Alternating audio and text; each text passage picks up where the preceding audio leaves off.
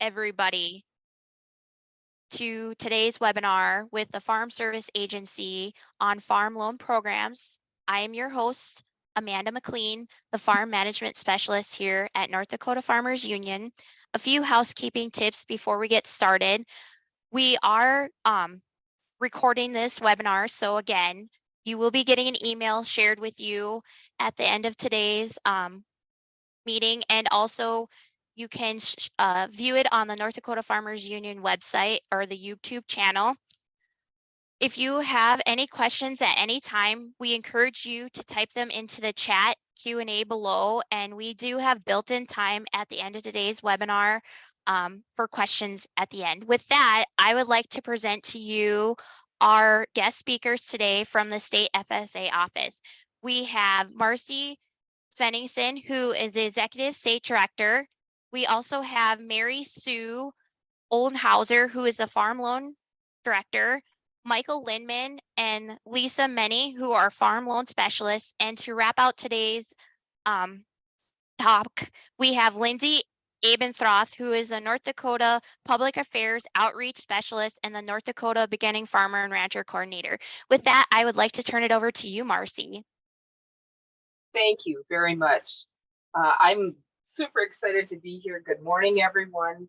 My name is Marcy Svenningson, and I'm currently serving as the State Executive Director for the North Dakota Farm Service Agency. But my husband and I actually farm and ranch about 10 miles west of Valley City.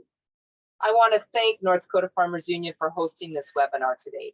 I'm excited about the information that we're going to share with you. And if you read the Union Farmer, you're probably aware that my husband and I wouldn't be farming today without the loans that we received from the Farmers Home Administration. That was way back then. It's now the Farm Service Agency. So if you're in need of credit, we're here to help you. I'll turn it over now to our Farm Loan Chief, Mary Sue Oldenhauser, and her staff to explain what we have available. You don't have to do anything. There you go. There you go.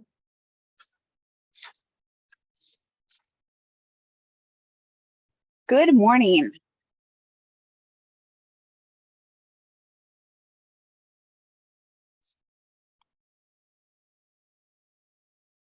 Good morning. Okay, again, I am Mary Sue Oldenhauser. I am your Farm Loan Director for the state of North Dakota, and I just want to talk a little bit. Who is the FSA? Farm Service Agency is an agency within the United States Department of Agriculture. The Farm Service Agency Farm Loan Program can provide credit to ag producers who are unable to obtain private commercial credit. FSA places emphasis on providing loans to beginning, minority, and women farmers and ranchers. Within our agency, I just kind of wanted to talk a little bit about the portfolio of North Dakota. We're located in Fargo, North Dakota. That is where our state office team is. We actually have 5 districts within the state. Farm loan program presence is not located in all of the 51 counties, but rather we are in 19 county offices. So what we do is we train staff in our neighboring counties in the farm loan programs. Currently, we have 25 North Dakota farm loan officers who are able to work on the ag loans, and 9 officers that we're very excited about in training. So this is our map, and we just kind of wanted to show you where the offices are located. We are currently looking for staff within the state. We're looking for farm loan managers, farm loan officers, and support staff. A little bit about our portfolio. We do service right now. We have about 1,780 direct loan borrowers and 786 guaranteed customers across the state. And the portfolio ranges, 451 million for the direct side, 440 million on the guaranteed side. I just wanted to touch a little bit. I know Lisa Meny is going to visit with you a little bit about, we're calling it the new loan assistance tool. FSA is very excited to be rolling out on April 28th, actually what we did was we took our loan application from 29 pages all the way down to 13 pages. We're finding that the loan process was very daunting. So like I said, we're very excited about that. We are going to be providing training to all the field offices in May of this year. And Lisa is going to be showing you exactly how that is rolling out. Another topic that has been in the media is we call it IRA, which is the Inflation Reduction Act of 2022. There has been $3.1 billion for USDA to provide relief for distressed customers with certain FSA direct loans or guaranteed loans statewide, and to expedite assistance for those whose ag operations are at financial risk. In October of 22, USDA provided approximately $800 million in initial IRA assistance to more than 11,000 delinquent direct and guaranteed borrowers nationwide, approximately 2,100 borrowers who had their farms liquidated and still had remaining debt. So we're actually looking at providing more information this week to our customers.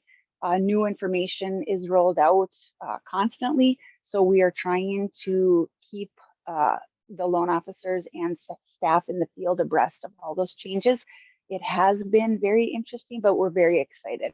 Our goal is to help the producers of North Dakota and to keep them farming where we can. So with that, I would like to introduce our guaranteed farm loan specialist, Mike Lindman. Well, good morning, everybody. Like Mary Sue said, my name is Mike Lindman. Let me get my screen share going here, and we'll begin.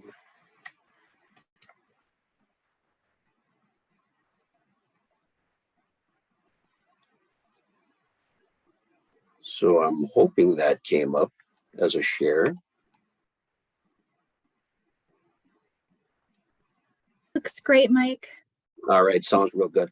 All right, as Mary Sue indicated, FSA actually provides direct and guaranteed loan services to the ag producers and stuff. And my job is as a guaranteed loan specialist is to monitor the program and monitor the program for the state of North Dakota. I'm a kind of liaison between the lenders, our county staff, our state staff, and in the national office. So that's primarily my job.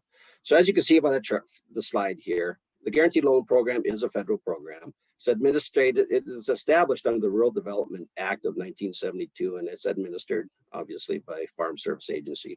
This law authorized FSA to provide lenders, that's banks, credit unions, and farm credit institutions, with guarantee of repayment of a commercial loan at a rate of up to 95% of the loss of principal, interest, and miscellaneous liquidation expenses. And like Mary Sue said, North Dakota has 19 FSA offices that administer the Guaranteed Loan Program. And I just got a link on there on the bottom there that if you click that link, you can find addresses and point of contacts for each office that you may have any questions for. So first of all, I'm going to talk a little bit about a beginning farmer and some of these terms that I'm going to use later on in the presentation. So a beginning farmer has not operated a farm for more than 10 years. Lisa Many she's our direct loan specialist. She might touch a little bit more on that, but I'm just going to mention it because I got to talk a little bit about it. And then I'm going to talk about socially disadvantaged applicants, which is SDA, as an individual or entity who is a member of a socially disadvantaged group. And that socially disadvantaged group right here is a group whose members have been subject to racial, ethnic, or gender prejudice because of identity as members of a group without regard of their individual qualities. Groups are American Indians, Alaskan Natives, Asians, Blacks or African Americans, Native Hawaiians, Pacific Islanders, Hispanics, and women. So another one we're going to talk about is veteran farmers who served in the armed forces, honorably discharged, has not operated a farm or has operated a farm not more than 10 years. So that would be beginning farmer type status as well. So USDA guarantees loans up to a combined amount of $2,037,000. Now that changes based on a formulation at the national level. And so that hasn't changed. That's a recent change as of last year or the year before. So we don't know when it's going to change or not. So this is a large amount. And this is per operation. if it's an entity, that's a maximum, or per individual, depending on how people are farming. But $2,037,000 is going to be our maximum that we can guarantee. So there's typically a 1.5% guaranteed loan fee. So this fee is based on the amount of the loan that we can guarantee, if it's 90%, 95%, or 80%. So it's typically a 1.5% fee. So fees are paid by the lenders, but they're, like it says again, typically reimbursed by borrowers. It's very rarely that the borrowers don't repay this this guarantee fee. So now keep in mind, no fees are required if a borrower is a beginning SDA or a veteran farmer and has a balance on a state beginning farmer real estate loan. I said the state, it has to be sponsored by state. So in North Dakota, the only participating lender, the Bank of North Dakota, if a producer has a balance with the Bank of North Dakota on a beginning farmer real estate loan, then they wouldn't be paying any fees for a guarantee. So, and then also if you look at the bottom, no fees are required if the majority of the new guaranteed loan funds will be used to refinance an FSA direct loan. So anything over 50% is used to refinance this FSA direct loan. There will be no fee on that entire request. So our number one percentage rate, or the ones that we actually, the most prevalent percentage is 90%, as you can see. I would say 80% of all of our loans are probably at 90%. This is actually new in the last couple of years, and 95% guarantees are required for beginning farmers and SDA borrowers. So this FSA has no choice. This is a federal law. If they fall under these two categories, we have to allow a 95% unless the lender provides us justification as to why they don't want a 95, and then they would typically be down to 90. So this, like I said, we are mandated and we don't have a choice. It can be, as long as it cash flows by $1, it doesn't matter the risk of collateral, we have to give that 95%. Now, 80% is the rate that we will approve if the cash flows are suspect. Like if it was by $1, we're gonna probably guarantee it, but we're gonna probably do an 80% guarantee. Or if the collateral is a 1-to-1 with a suspect cash flow, we'll do an 80%. But keep in mind, we can't do that for these borrowers. They get a 95% no matter what. So how the program works is producers or borrowers must apply to a conventional lender. So the lenders are FSA's customer in the guaranteed loan program. The borrowers go to the lenders. The lenders, based on need, cash flows or collateral, if it doesn't meet their underwriting standards, then they'll apply to FSA for a guarantee of this loan. So that what that does, that allows the lenders the ability to provide funds to the producers who they otherwise wouldn't. This guarantee should help them make that decision for, available credit. So lender eligibility is based on 3 program designations, dependent upon the lender, how much the lender has participated or will participate in the guaranteed loan program. Our basic level participant is the standard eligible lender. We have 43 of these participating. When I say 43 lenders, that's a lender name. That doesn't include their branches. So it's a lot more branches than that. So we have 43 of them right now. And this is the basic level of participation. They must have experience making and service agricultural loans and have the capacity to make and service requested guaranteed loan. So they must be subject to credit examination supervision by an acceptable state or federal regulatory agency. And they must be considered a local lender. The key on the local lender is it's pretty hard to service a loan. A loan, if like a line of credit or a term loan, if you're 2 states away and to do farm inspections. So we really frown upon that. We will make exceptions to this rule on real estate loans only. And that's because there's really not much servicing involved in a real estate loan. So we will make an exception to that local lender rule upon that. So on this one, must not be debarred or suspended from doing business with the federal government. That goes for the lending institution and the loan officer who's actually processing. So we will do, during our checks, we will check both of those to make sure that they're not debarred. Okay, if currently participating in the guaranteed loan program, must not have losses and servicing deficiencies that make the lender ineligible. See, FSA monitors are responsible. If you have a loan with FSA, we're going to monitor that portfolio, and there's going to be certain requests you're going to have to make if you want to restructure, if you want to advance new loans, if you're an SEL lender. So we're going to be pretty much aware of what's going on with your agency or your institution based on that. And this status is approved by North Dakota State Office, and this status does not expire. So the next level is of the participation is a certified lender program, CLP lender. We have 11 of these in the state of North Dakota. And so they must meet all the requirements of an SCL lender. And since they've already been participating in the guaranteed loan program, we monitor this. They have to have a loss that is lower than 7%. One of the requirements to become a CLP lender is they have to have 10 guaranteed loans, and 5 loans must have been in the past 2 years. This is also approved by state executive director, and it's renewed every 5 years. So I monitor, as part of my job, I monitor how many loans are done and provide input to the state executive director for renewals and such. So the next one is the PLP lender. We have 37 PLP lenders. This lender type here, which is the top status, this lender type does 85 to 90% of the business with FSA. So PLP lenders are recognized as experienced who have demonstrated expertise in the field of writing guaranteed loan programs and servicing them. So this allows for streamlined application submission requirements. They provide probably 1/10 the information to us for a loan approval than the other lender types would. So decreased turnaround times, we allowed 14 days where we're allowed 30 days for an SCL lender to actually make a decision. So they must qualify CLP status, and here they have to maintain a loss percentage of less than 3%. They do 20 guaranteed loans in the past 5 years, and in the past 5 years, this status is approved by the national office in Washington, D.C., and it's renewed every 5 years. Now, a little bit about borrower eligibility. First of all, they must meet all requirements regarding prior debt forgiveness. Now, there's a rule in FSA procedure that if you've had debt forgiveness prior to 1996, I think it's April 4th or something to that effect, you are allowed debt forgiveness. You are allowed a pass, basically, if certain criteria is met. Anything after 1996, any loss is you're not going to basically qualify for a guaranteed loan. So if we get to this situation where FSA finds that there has been a loss, we'll analyze it, we'll discuss it with the lender, and we'll figure out what's going on. So currently, they must not be delinquent on any federal debt. No outstanding judgments obtained by the United States on any federal debt. Has an acceptable credit history. We're going to assume you got an acceptable credit history if we get an application from a lender that's willing to do a loan if they can get a guarantee.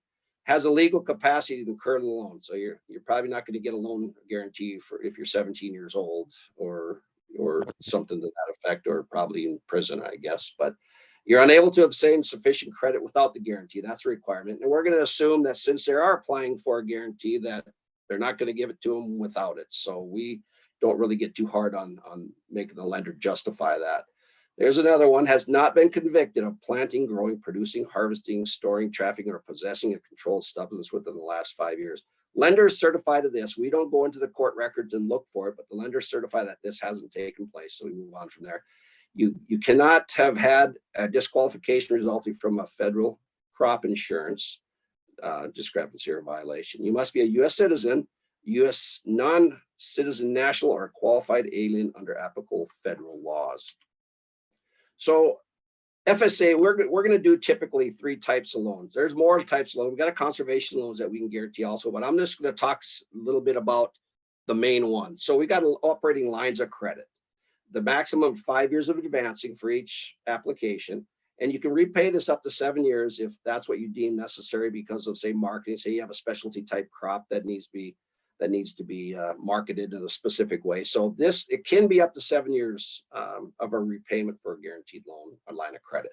Now the uses are annual operating expenses, family assistance, purchase of feeder animals, payments of scheduled non-delinquent term debt as long as they were for authorized FO programs, and payment of annual operating debts that had been advanced. Say you got a line of credit for, or a short-term loan for prepaids and stuff like that for the next season. We can pay that. The new operating line of credit can actually be used to pay that debt off since it was advanced for the current production cycle.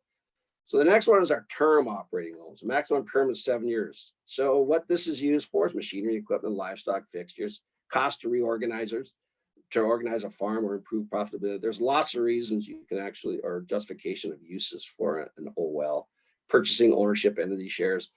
Other farm needs is used a lot, as long as it's for an operating purpose of a farm operation. We can actually probably most likely get it done. Limited real estate improvements, refinancing existing OL debt, and processing or marketing purposes. So there's a lot of reasons you can actually request a guarantee on a term loan. And our last one is our farm ownership loan. So the maximum term is 40 years. It can be used for real estate purchases, real estate improvements, refinance, indebtedness incurred for authorized FO and OL purposes.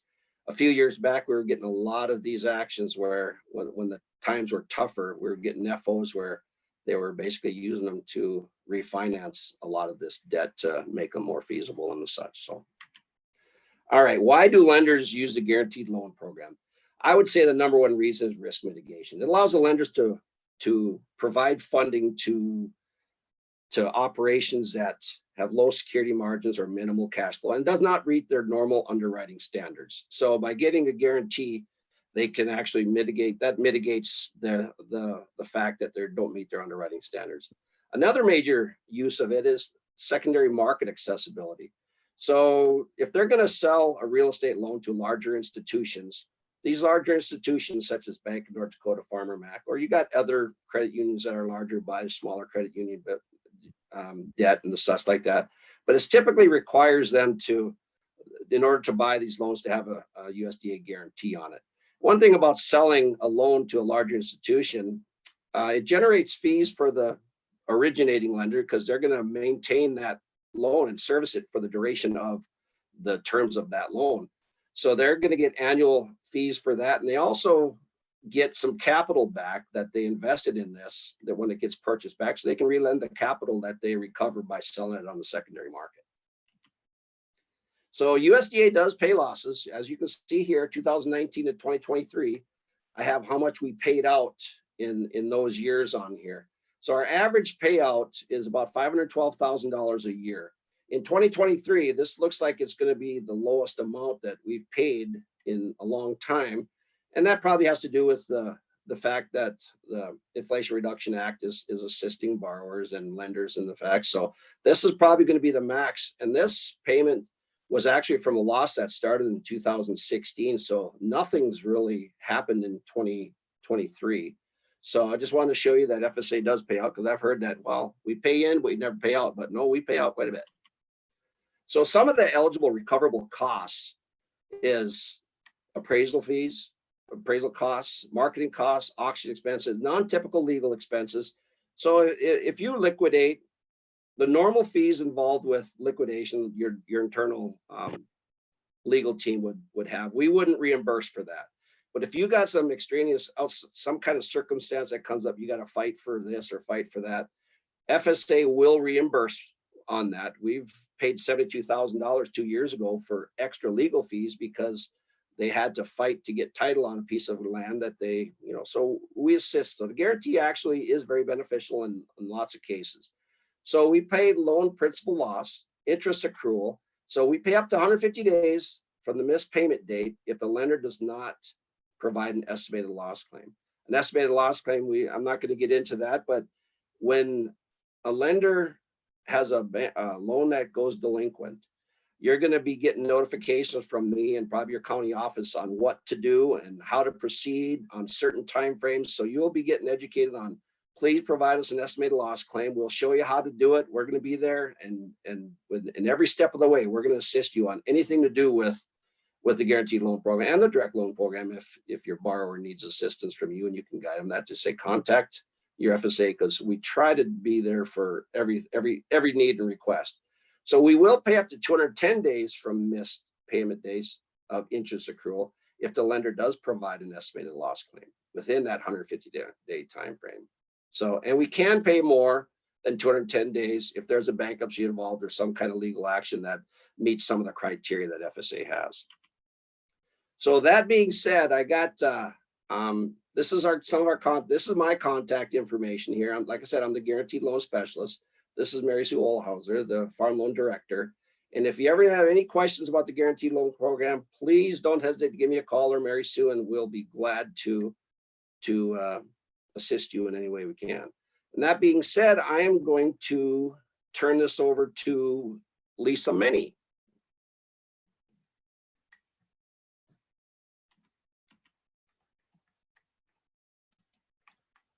Good morning, everyone. Let me try to get my screen shared here. Hopefully you can see that. Perfect. And everyone can hear me? Excellent. All right. Well, good morning again. As Mike said, my name is Lisa Meny. I am one of the farm loan specialists at the North Dakota Farm Service Agency, our state office. I am going to talk to you today about the loan assistance tool, like Mary Sue had mentioned, and then also give you just a very brief overview of the direct loans that are available within the Farm Service Agency. So let's get started. Like Mary Sue said, the USDA Farm Service Agency for farm loans has put out the new loan assistance tool. And this is just a really neat and simple way that any potential applicant can check to ensure that they will meet eligibility requirements for FSA direct loans. They can also use this loan assistance tool to obtain information about the different loan programs that the FSA has available. And then at the very end of the loan assistance tool, it provides the specific documentation or the application forms and other documents that would be needed for the applicant to obtain a complete application. So I will just go through some of this with you.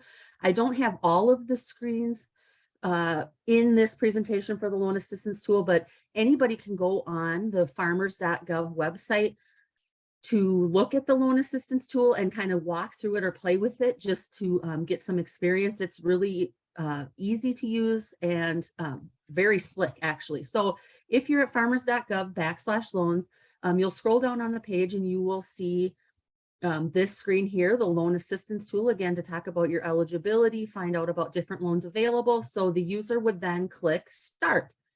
Okay, once they click start, it'll bring them to the next screen that is going to talk about, again, the eligibility, which loans are right for me, and then how can I get those forms or get help completing them. So the user would then click on get started. And the very first thing is going to, again, determine eligibility. So Mike talked a little bit about some of the eligibility requirements for guaranteed loans. And a lot of those are very similar for the individual or entity borrower on the direct side as well. So the user would then click on the Start Eligibility Self-Assessment. And it is going to go through page by page or screen by screen and go through this list of questions for eligibility. Talk about drug convictions, legal competency, citizenship, credit history, etc. So if this is an example of the citizenship question, and this is what all the questions would look like. Are you a U.S. citizen of the United States? Yes, no, learn more, or you can select to go back. And so each screen looks like this for each of the questions, and it will just keep walking you through all of the questions as seen on this screen. So then once you get through all of the eligibility questions, the next screen would be the discovery, or which FSA loans are right for you. And so it kind of gives you an overview of some of the programs, and then the user would click on Discover FSA Loans. And so the options are our FSA direct microloans, which are loans up to $50,000 only.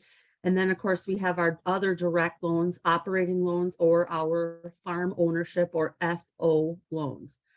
Okay, so then the loan assistance tool will give an explanation of each type of loan. And I'm not going to go through everything that's on all of these slides because we will talk a little bit more in detail on our direct loans that are available later in this presentation. So I'm just kind of showing you what the screens look like with the information available on the loan assistance tool.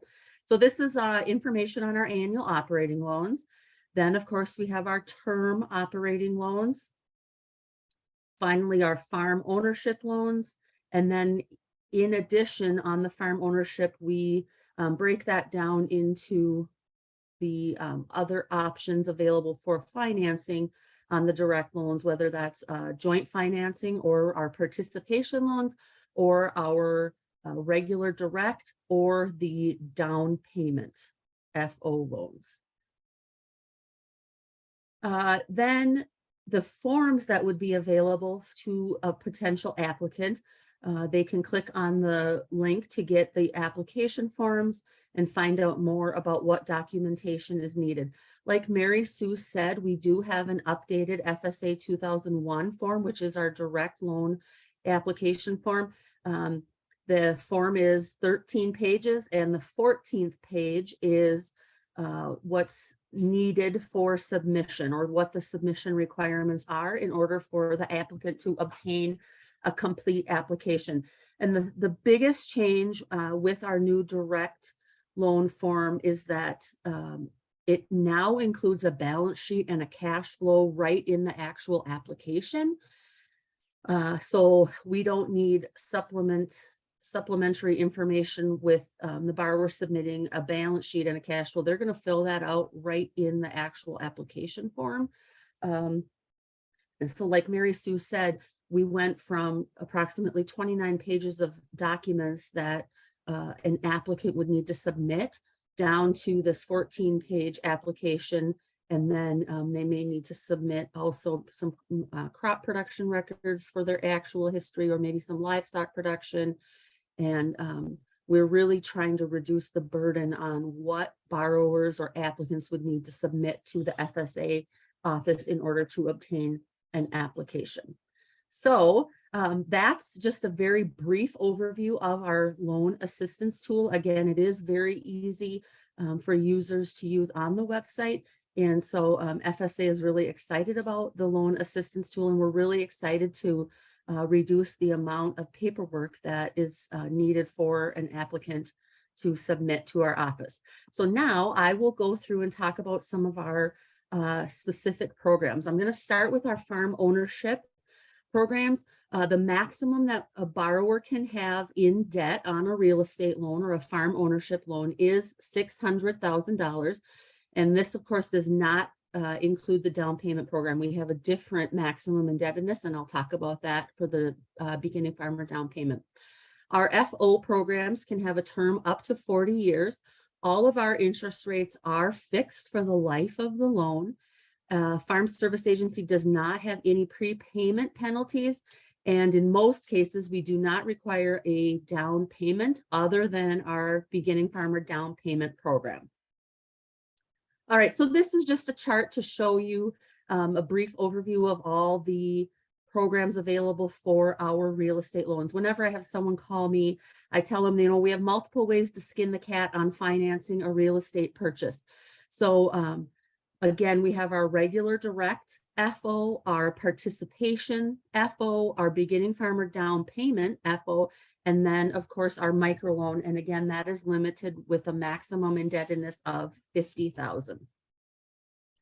All right, so when we talk about our eligibility for real estate loans for FOs, okay, so this is specific to our FO programs. The applicant must be the owner and operator of the farm that's financed with the agency funds. So if we are putting the money out there to buy this farm, the applicant has to be the operator of that farm. We are not making loans for investment type purposes. We're putting the money out there, and that new owner is required to be the operator of that farm.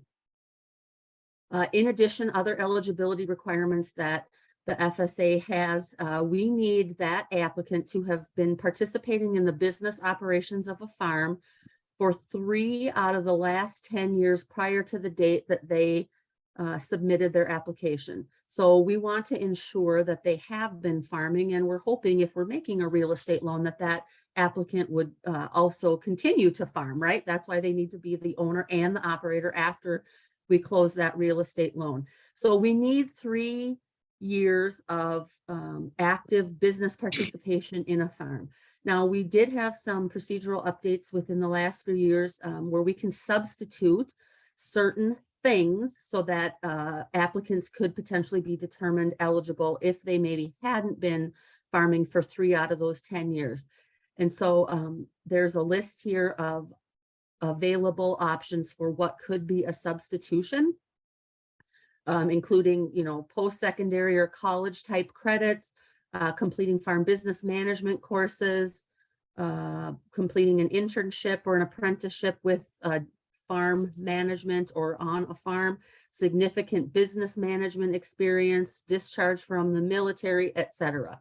So the Farm Service Agency is really trying to make our real estate loans available to as many people as possible by then offering the availability of these substitutions. And again, I'm not going to go through all of them. Certainly, if anyone has questions about this, my contact information is at the very end of the presentation, or you can reach out to Farmers Union and they will certainly put you in contact with us at FSA, and we would be happy to provide all of these details or talk through a specific situation or scenario that you as a lender might have. So really though, to simplify the eligibility requirements, this is kind of our tried and true practice, is provide us with a Schedule F for the last 3 years. If you've got that Schedule F in your income taxes, your profit and loss from farming, we know that you have been actively farming and that you likely will be continuing to do that.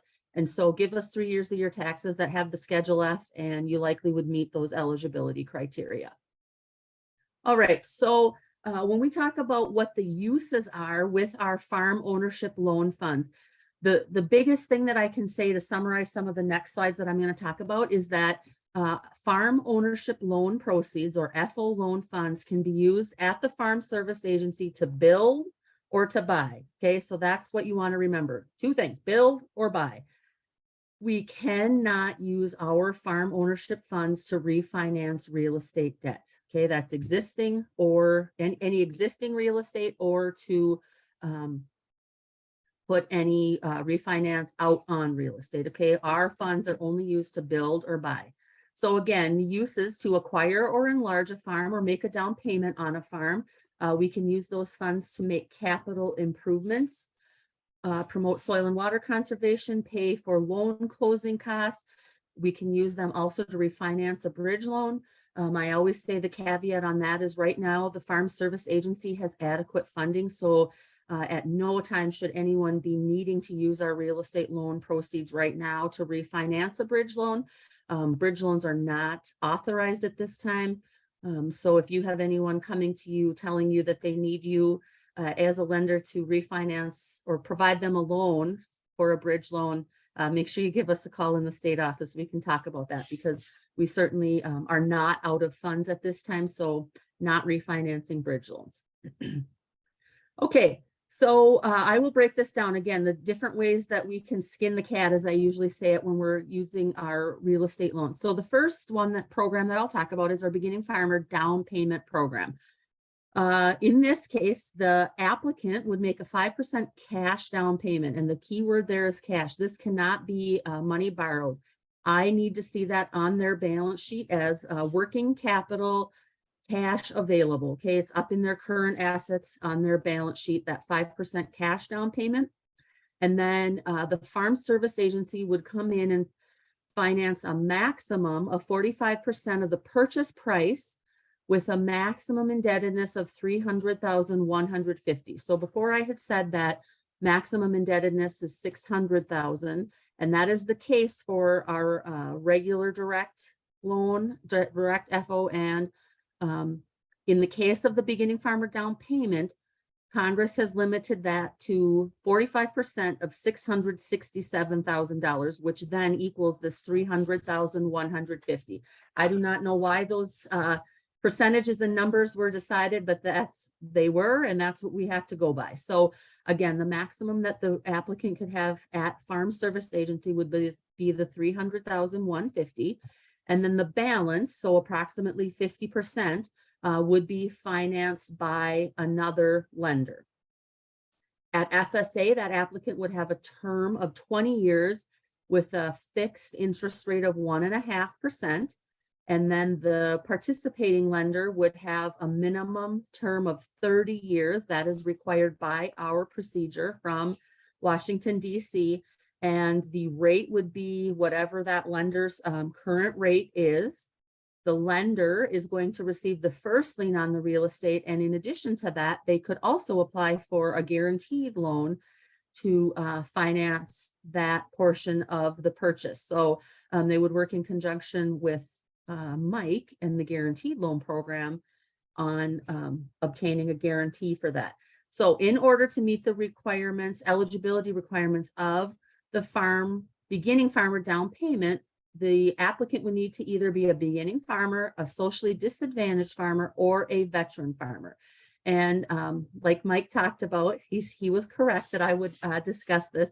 So I'm going to briefly go over the next slides just to let you know what those folks are considered to be socially disadvantaged, beginning farmers, and then also our veteran farmers. So socially disadvantaged farmers would be someone that falls into one of the groups that have been subject to racial, ethnic, or gender prejudice because they identify as a member of one of these groups. So American Indians, Asians, African Americans, Hawaiian, Pacific Islanders, Hispanic folks, and women fall into the socially disadvantaged or traditionally underserved. Veteran farmers, this is new and has been added into our policy and procedure to open up some of the eligibility for our programs to veterans. So a veteran farmer is a farmer who has served in the armed forces, whether that was the Army, the Navy, the Marine Corps, the Air Force, or the Coast Guard, who haven't operated a farm or operated a farm, but it's been in operation for less than 10 years, or no matter what type of previous farming experience they have, they are a veteran who served in the active military and then were discharged without a dishonorable discharge and first obtained status as a veteran within the last 10 years. So that's how a veteran would qualify for this beginning farmer down payment program. And then the beginning farmer requirements for eligibility are that the farmer has not operated a farm for more than 10 years. And then specific to this program only, they do not own more than 30% of the average farm size in the county where the property is located. So we'll talk a little bit about that, and I'll show you the table that we use to figure that out. This is based on the 2017 census. That's the most recent data that we have. And so we have this available. If you, as a lender, would like to see this chart, I can certainly get that out to you. It's broken down by county, what the average farm size is, and then we've got another column there for 30% of the average farm size. So again, to qualify for the beginning farmer down payment program, they would need to be farming less than 10 years and then own less than 30% of the average farm size in their county. Okay. So the next option for financing would be our farm ownership, participation, or joint financing loans. So in this case, the FSA portion cannot exceed 50% of the total amount financed.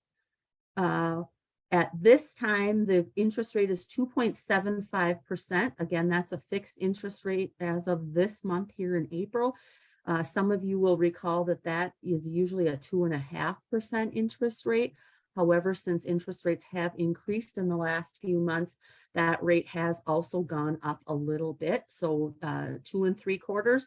We can do a loan term at the FSA for up to 40 years. And then the balance of that financing need would be provided by a commercial lender, NDRRC, Bank of North Dakota, or the seller. Okay. And again, just for ease of time here, we have another presenter. I'm just going to skip some of the information on these slides. And again, if you have questions about that, certainly reach out and we'll get that information to you. The last way is to do 100% direct financing through FSA. Again, the maximum indebtedness would be the $600,000, loan term up to 40 years. Our current rate is 4.75. Again, that is subject to change monthly, and FSA does not have any prepayment penalties. All right, so now we will switch over and talk about our operating loans. Maximum indebtedness there is $400,000. So yes, a borrower could have a maximum $600,000 FO out on the books and also obtain an operating for $400,000 and be indebted to the federal government for up to $1 million. On our operating loans, loan terms there are either 1 to 7 years.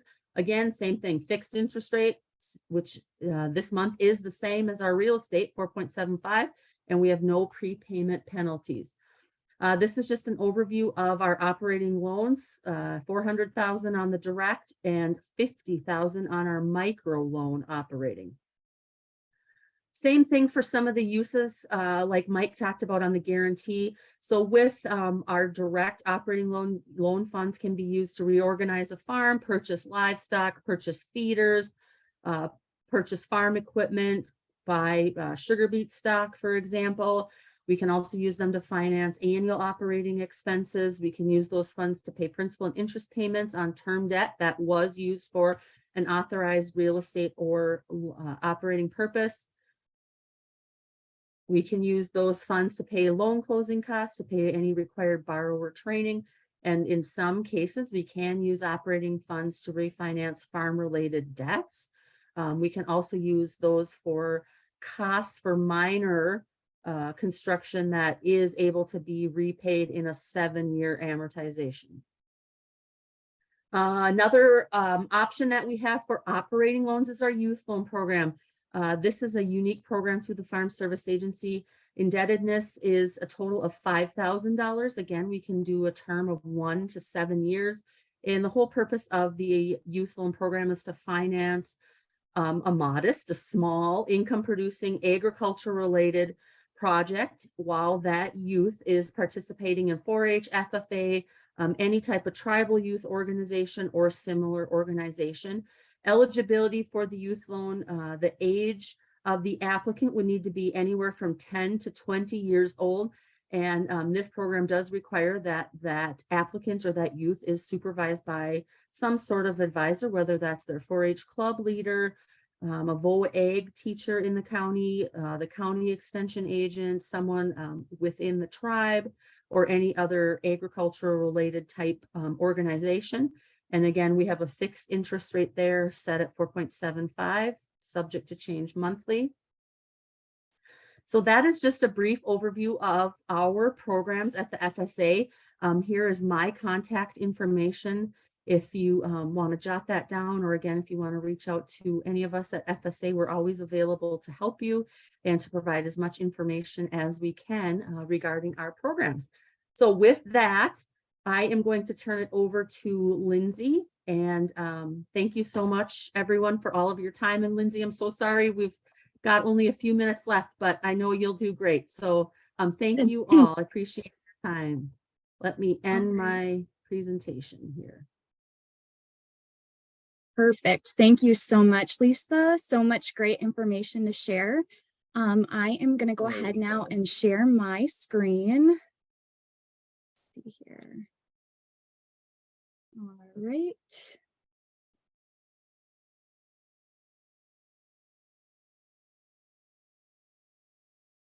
And it should be popping up here. Oops.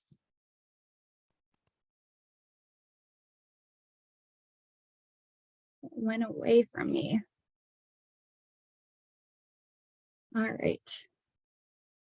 I bet you can just see my desktop. Is that correct? Yes, your beautiful family.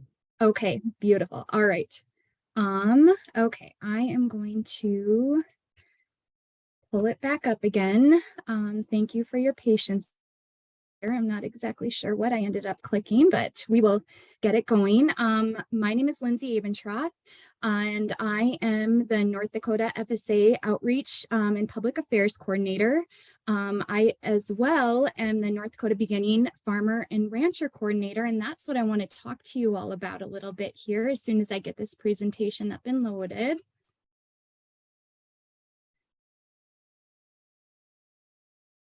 I just about have it here. There we go. Just a quick reminder as well, there's some great questions popping up in the chat box, and we're going to be prepared to answer those as soon as I visit with you about beginning farmer and rancher programs here. And I think I have it up here. All right, are you able to see it? If I could have one of my team members respond. Okay, so then I'm just gonna start the slideshow from the current slide. All right, here we go. That looks good, Lindsay. Yes, perfect. Thank you for your patience. Okay, so back in 2017, data from the Census of Agriculture told us that 27% of farmers were categorized as that new and beginning farmer and rancher. And I know we talked about what that classifies at. Both Mike and Lisa touched on it, but they realized that that number was only going to grow. And so the 2018 Farm Bill had a special emphasis and it institutionalized USDA's beginning farmer and rancher program efforts. And this included appointing a national farmer and rancher coordinator. And then it also had each state have a coordinator that really focuses in on new farmers and ranchers in each state and helps provide technical assistance, works with various partners such as the North Dakota Farmers Union, and just make sure that we have a touch and a reach to everybody in our state that is interested in agriculture. And so I'm just going to talk to you a little bit more about that today. So beginning farmers and ranchers, are you new to farming and ranching? A lot of people that are interested in farm loans, maybe perhaps are new and beginning farmers and ranchers. So that's also why I'm here to visit with you all today. But USDA has so many programs and so many research or opportunities and resources out there to help you get started or grow your farming, ranching, or agriculture endeavors through a variety of program and services. From farm loans, as we talked about today, to crop insurance and conservation programs, to disaster assistance, USDA is here to support you and your operation. And the key resource that'll get you started with all things beginning and farmer and rancher related is farmers.gov/new farmers, and that is an excellent way to get connected. So I'm not going to go over this slide because we touched on it, but this just again talks about who is that beginning farmer and rancher. So getting started with USDA, I mentioned that website, and that is where you can find my information. You can connect with your coordinator in each state. It lists my phone number, and it also lists my email address. And that's one of the best parts of my job, is to be able to talk to anyone that's interested in getting started with farming and ranching and hearing your goals and plans and dreams, and just kind of then leading you to those resources. One of the first things I'm usually going to tell you to do, if you haven't already, is to connect with your local USDA service center. In North Dakota, we've got 51 service centers. And that's a great place to start out of the 53 counties in North Dakota. So USDA Service Center Locator, if you go to farmers.gov or even just Google USDA Service Center Locator, you are going to be able to, if you're not exactly sure where your county USDA Service Center is, that's going to guide you to the location, phone numbers, contacts, that type of thing.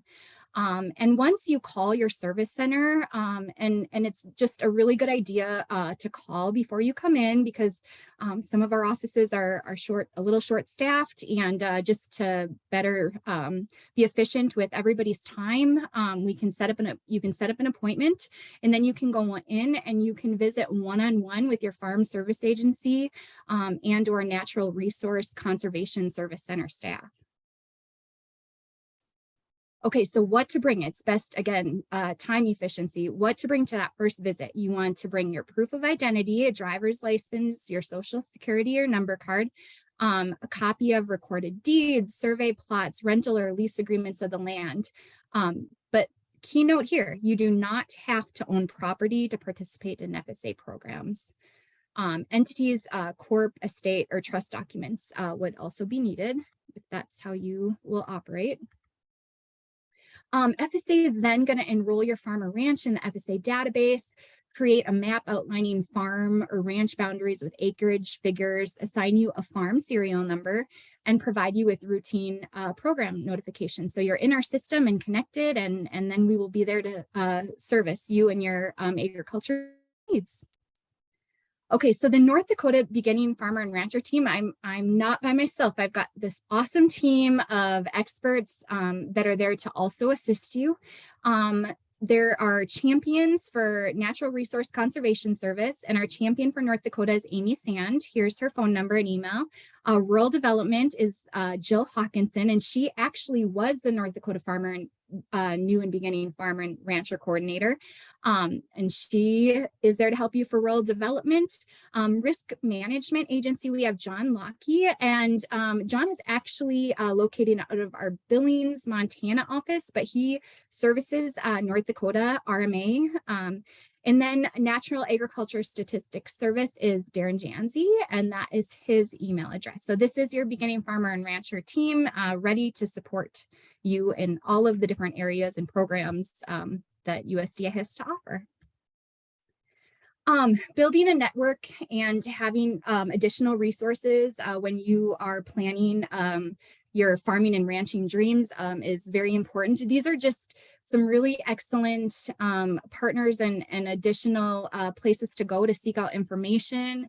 Extension SAR is that Sustainable Ag Research and Education, where you can learn about networking, additional resources for your farm, and educational opportunities, as well as leadership and funding opportunities. So some great ideas there. Grow with us, farmers.gov. I would just, if you're interested in seeking out all sorts of different information, farmers.gov has so much great resources and educational tools on their site about all of our disaster conservation, all of the different USDA programs, you know, with rural development, natural resource conservation service. So I always direct people to that farmers.gov because it's our website that's continuing to evolve and offer some really great tools. You know, Lisa went through that farm loan tool, that type of thing. We're getting more interactive, and that's very exciting also. Another very important way to stay connected with everything Farm Service Agency, as well as Natural Resource Conservation Service related, is our Gov Delivery email and text messaging service. This is exactly how you would subscribe to make sure that you're receiving those timely notifications about all of our programs and our deadlines. We have a state newsletter that goes out monthly, as well as a county newsletter for the county that you're in that's a little bit more personalized to your area. So definitely don't miss out. Our text messages, you have to opt in to receive. It's super simple. And I promise you that we're not going to send frivolous text messages out. They're only going to be during business hours, and it's only going to be information that you're going to want to know about and possibly act on timely. So to stay up to date with everything with us, I always make sure to mention to sign up for our email and our text messaging service. And I think we're kind of a little bit over here on time, but I know there's some great questions in the chat box. And now I'm going to pass it over to Amanda, who will facilitate those questions. And these are all of the individuals that are on the call today to help answer those. So I appreciate your time. Thank you. Thank you, Lindsay. Yes, we had some really good questions come in. First of all, one of the questions asked was, will this presentation be shared? Yes, the recording will be shared, and also the PowerPoint presentation will be shared in the email with everybody. So if anybody has any questions or wants those direct emails or information, we will be sharing that with you. But one of the first questions that came in is, this is, I believe, kind of geared more towards Lisa. Is the 600,000 limit reviewed, and is it possible it will be increased? Yes, that's a great question, Mr. Lee. So if you are aware, the maximum that we had for all of our loan programs used to be 300,000 between real estate, and then 300,000 for operating. So that was doubled for real estate loans within the last handful of years. And I think that, yes, with different lobbying groups that are in Washington, D.C., talking to Congress and folks there, I think it's very well known that now in this day and age, $600,000 doesn't get you a lot of land anymore. And so that is usually always on the table when the Farm Service Agency is going through with program updates. But like I said, we did just have that doubled in the last few years, so it might be a while, but I think that's always on the table for a potential increase. Great question. All right, well, here's another question, and this might be towards you, Lisa, or maybe Michael can answer it, or Mary Sue. In regards to the farm ownership loans, we've had a couple of clients that have received notifications from the FSA office that they are close to graduating from the program and will need to look for refinancing their RE. Specifically, one of the clients' loan was oriented only 2 years ago. Refinancing is the current rate environment is definitely not favorable to them. Their conversation to us stated they would have been better off financing 100% of the purchases through the Bank of North Dakota 2 years ago, making us hesitant to recommend the FSA farm ownership programs. Can you expand on how the graduate process works? Yes, I'll take that one too. You guys are going to be so sick and tired of listening to me or hearing from me. Okay, so the question basically is, why would you be providing a real estate loan to a borrower, to an applicant, and then within 2 years of a potential 40-year finance, why are you asking them to then graduate and refinance that real estate, push them out of your program over to the bank? And first of all, I would like to say that all graduation reviews have been on a temporary hold or pause due to the COVID moratoriums that have been in place. So at this time, if we did have someone that was asked to graduate, I would say that we are certainly not asking for that right now, just due to that moratorium. And as a former farm loan manager, current farm loan specialist, I would say that that's really probably not in the best option of that borrower. If they're only 2 years into their loan, they likely have made a very minimal principal reduction on that loan. Every payment is going to be paying mostly accrued interest. And so I think if there's a specific case that you have, Michelle, I'd be happy to talk to you about that, and we can work with the county office on that. But at this point, usually it would not be our intent with someone that's brand new in the real estate program to graduate after 2 years. So reach out to me if you want to talk about that specifically. Otherwise, hopefully that's not the case. And graduation is requested or required at a point when FSA feels that that borrower can have a financially feasible operation at current rates and terms. And again, like you said, Michelle, with current rates as potentially high as they could be, we probably aren't going to be obtaining a feasible cash flow if we're pushing some high interest rates right now. So hopefully that answered your question. If not, pop something else into the chat. Thank you on that one. So Lisa, I know you had shared that census of ag average county size update, and the last time was 2017. Do you know when that'll be updated or how many years they usually update that? Yeah, so there was a 2022 census of ag that went out. And actually, if you go to the ag census website, the very first thing you will see on that website is actually a statement that there's still time to respond to the 2022 census. So that tells me that that data has not been 100% solidified and completed yet. So that is why we are still using the 2017 data. And certainly once we are notified and are able to update that for the average farm size, we will get that updated and sent out to our lenders in the state. But that 2017 data is the most recent that has been published. And we're always checking on that because we need to use those numbers in our programs, not just for real estate. So we're watching that. Thank you. Here's one. What has FSA done to update its system so banks waiting to use the FSA guarantee program can get accurate information from the FSA when the bank inquires an FSA from a past charge off that needs to be cleared up, so new lenders can be assured the FSA guarantee will be issued? Good morning again. Yeah, I'll answer this question. So this actually did happen to us in North Dakota where we reviewed an application and we determined there was no losses for an individual, but later we determined there was. And it was due to not necessarily our FSA systems being improper. It had to do with the training of our staff, including myself, on how to read the data that was input. The systems that we do have do maintain the proper information, but there's like 3 different systems that must talk to each other. So we did do an inquiry to the national office on how to make that system more accurate and detailed to let us know when losses actually do occur. So we don't foresee this happening again. And so we like I said, that was a hard hit for us to take on that one. And we do have remedies in place for that through education and some program and software updates. So we should be okay on that one from now on. All right, well, thank you. One last question.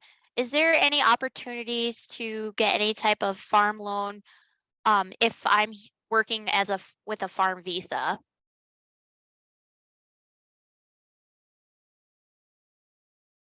I can answer that question. So you're saying that the applicant potentially has a farm visa, and that's why they would be in the United States.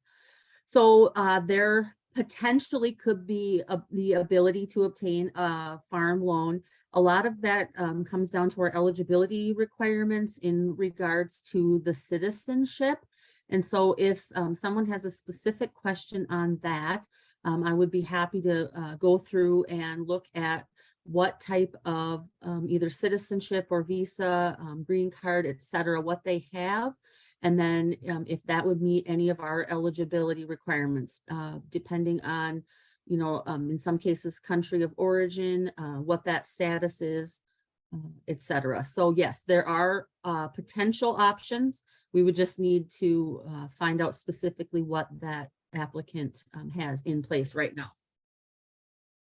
All right, well, thank you, Lisa, and thank you, Marcy and Mary Sue and Michael and Lindsay. We are 10 minutes over, and just to be courteous of everybody's time, we are going to end today's webinar. Again, if you have any questions that weren't answered today or you've come up with something, please feel free to reach out to your local FSA office or the contact information of our wonderful presenters today. Again, this webinar was recorded and we will be sharing that along with the PowerPoint presentation. So if you knew anybody who wasn't able to join today or had difficulties, please share that information. We will also be sharing with those that have registered. And again, reach out if you have any questions. And thank you for joining today's webinar. Bye.